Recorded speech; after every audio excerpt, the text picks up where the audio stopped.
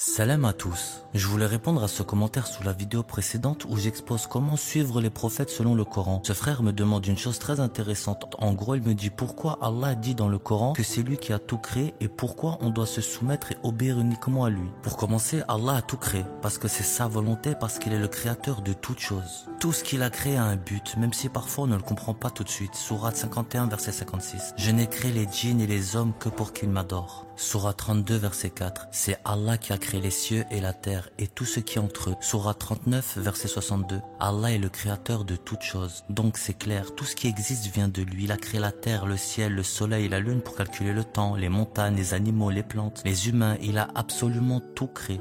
Sourate 67, verset 23. C'est lui qui vous a créé, puis vous a donné des moyens de comprendre, de voir et d'entendre. Et nous invite à la gratitude, à la reconnaissance envers le Créateur pour ses dons essentiels. Pourquoi Allah insiste autant là-dessus? Parce qu'il veut qu'on se rende compte que rien ne vient de nous et que tout ce qu'on a, c'est lui qui nous l'a donné. Pourquoi on doit obéir uniquement à Allah? Parce que c'est lui qui nous a créé. Logiquement, c'est à lui qu'on doit obéir. Dans le Coran, il dit dans la sourate 2, versets 21 et 22. Ô gens, adorez votre Seigneur qui vous a créé, vous et ceux d'avant vous. Peut-être deviendrez-vous pieux. C'est lui qui a fait de la terre un lit pour vous et du ciel un toit. Donc il nous dit, je vous ai tout donné, alors tournez-vous vers moi. Et il insiste bien sur une chose, ne suivez personne d'autre comme un Dieu ou une idole à côté d'Allah. Sourate 16, verset 51. Ne prenez pas de divinité, il n'y a qu'un seul Dieu, donc ne craignez que moi. Sourate 12, verset 40. Le jugement n'appartient qu'à Allah. Allah a tout créé, le monde, la vie, nous, nos capacités. Il nous demande d'en prendre conscience. Et c'est ma raison de me soumettre uniquement à Allah. Il est interdit de suivre ou d'adorer quelqu'un d'autre à côté de lui. Lui seul mérite notre obéissance parce que tout vient de lui. Voilà pourquoi nous, êtres humains, nous obéissons et nous nous soumettons à Allah. Il nous a créés dans le ventre de nos mères, étape par étape. Donc c'est lui qui nous a formés, pas nous. Sourate 39, verset 6.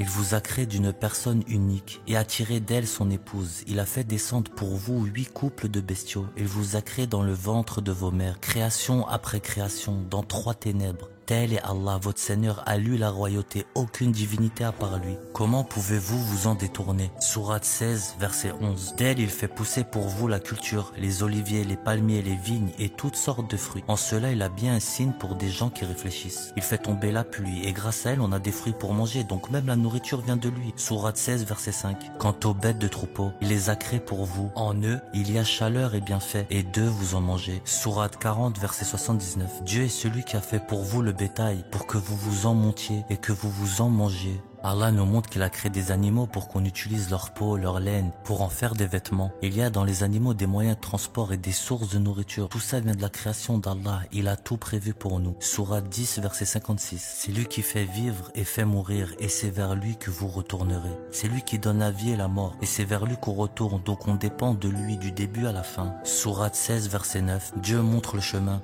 mais certains s'en écartent. S'il le voulait, il vous guiderait tous. C'est lui qui guide les gens, pas les humains, pas les savants, pas les traditions, ni les tafsirs, etc. Sourate 18, verset 26. Dit, Dieu est celui qui sait le mieux combien de temps ils sont restés. Il connaît tous les secrets dans les cieux et la terre, par sa grâce. Vous pouvez voir par sa grâce, vous pouvez entendre. Il n'y a personne à côté de lui comme Seigneur et Maître. Et il ne permet jamais à quelques associés que ce soit de prendre part à sa royauté. Il interdit qu'on obéisse à d'autres comme à lui, donc il est logique qu'on le suive lui seul, sans intermédiaire, sans lui associer des livres comme ils font les sectes de l'islam, avec les hadiths et leurs fausses sunnas attribués au prophète Mohammed, paix sur lui, car c'est une religion créée par des hommes, les créatures d'Allah. Nous avons besoin de rien par Allah, et c'est sur ces livres que tout croyant sera interrogé, la Torah, le psaume, l'évangile, le Coran. Ce sont les seuls livres sur lesquels chaque peuple de chaque prophète seront interrogés. Comme moi par exemple, je sais que je serai interrogé par le livre du rappel qui est le Coran. Sourate 43, verset 44. C'est un rappel pour toi et ton peuple. Vous serez bientôt interrogés. Le rappel, c'est le Kitab, le Coran. Ces exemples montrent que tout vient de Dieu. Donc c'est normal qu'on obéisse à lui seul et rien ni personne d'autre. Et tout se trouve dans le Coran. Il est complet et détaillé. Sourate 6, verset 114. Chercherai-je un autre juge que Dieu, alors que celui qui a fait descendre vers vous le livre détaillé, ceux auxquels nous avons donné le livre savent qu'il est descendu de ton Seigneur avec la vérité. Ne sois donc pas parmi les sceptiques.